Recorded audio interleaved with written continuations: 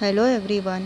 Today through this video we are going to analyze poem taken from your 10th English Kumar Bharati textbook, Unit 1, Chapter 1.1. Title of the poem is Where the Mind is Without Fear by Rabindranath Tagore. The poem consists of 11 lines in total without any rhyme scheme.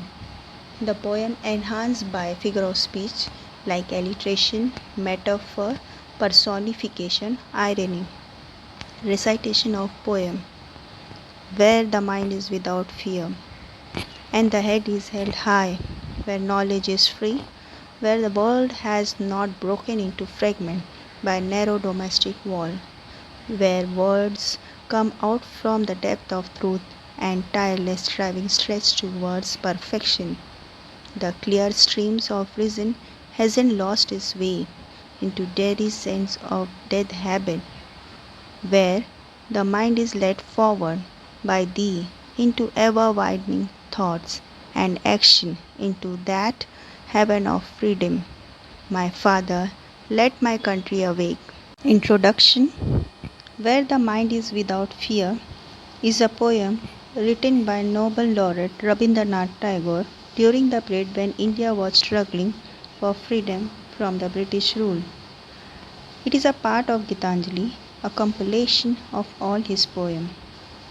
The poem is in a form of a prayer to the God, the Almighty, for a true freedom for India. Being a visionary, Tagore aimed at making Mother India free, united, rational, and strong.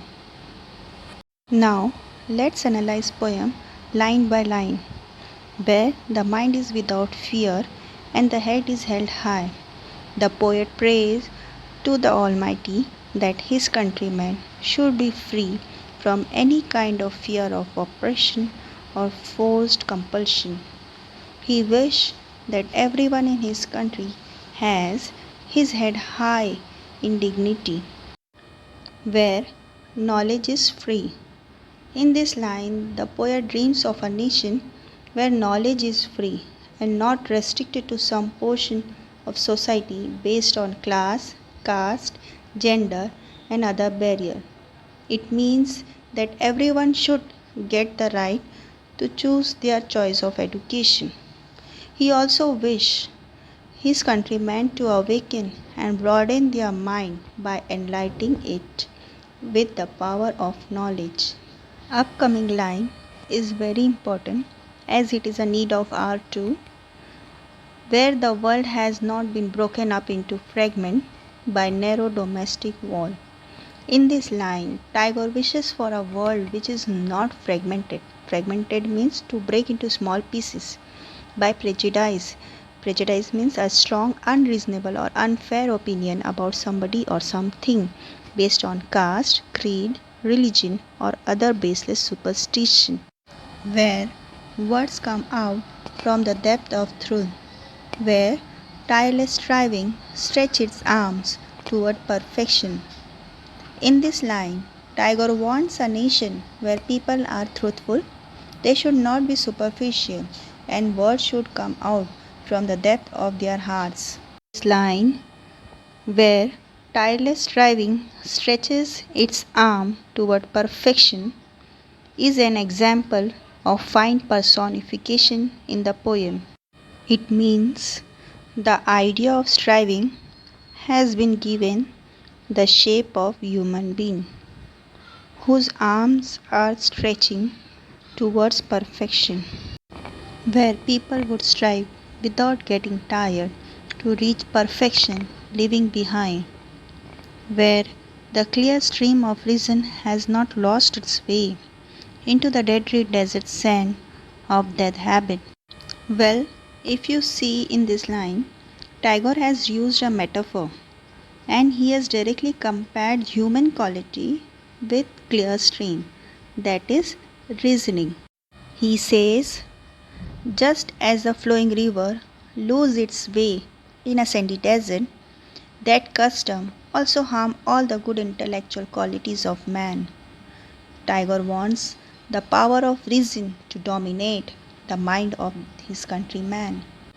He doesn't want the stream of reason to be lost amongst outdated customs and traditions, and only that can direct the mind towards selfless thoughts and everlasting action, where the mind is led forward by thee into ever widening thoughts and action. In this line, Tagore wishes his countrymen to be open minded and progressive.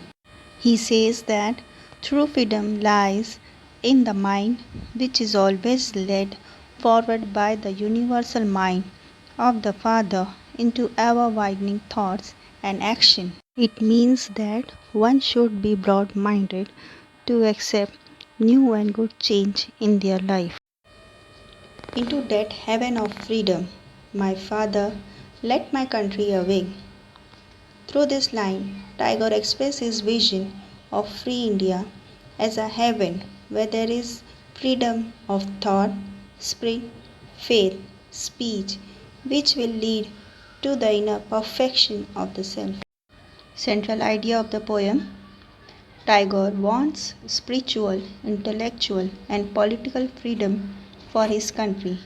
He thought society ought to strive for perfection, harmony, and beauty. According to him, self respect and self esteem are psychological foundation for the development of individuality. The free flow of knowledge is the basis for a free and prosperous society. Dear students, I hope you understood full poem and figure of speech used in it. So I think you will not find difficult to do this assignment.